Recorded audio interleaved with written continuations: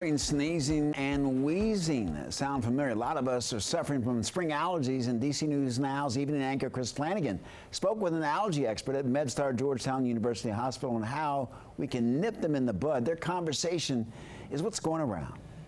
What we're seeing is that as temperatures are higher and for longer periods of time throughout the year, that leads to an earlier start of the pollen season and a higher production of pollen. So the ultimate result there is that there's just more allergy particles and pollen circulating out there, and that's really the driver of what causes folks' symptoms.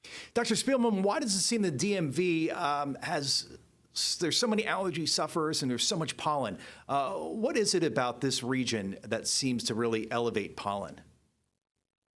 Yes, there's a major, the geography is critical here. There are certain areas of the United States where folks have very few, where their allergen levels are very low, and areas where it's much higher. We're towards the higher side here in the DMV. The humidity definitely plays a significant role, as well as, the favorable spring and summer temperatures. What can we do if we suffer allergies right now? We're in the peak of allergy season. What can we do to alleviate some of the symptoms? Well, the good news is there's a lot that can be done. First, just being cognizant of what you're allergic to and minimizing exposure on those really high allergen days.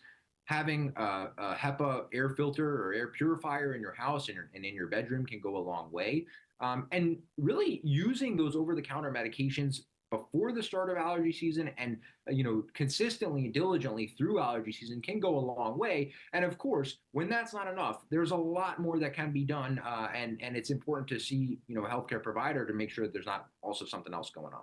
Dr. Spielman, how much longer are we going to have to deal with pollen here in the DMV? Are we at the height yet?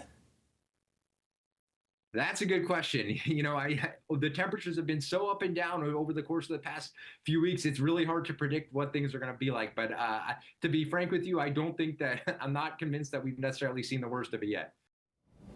Wow, talk about a timely conversation. Our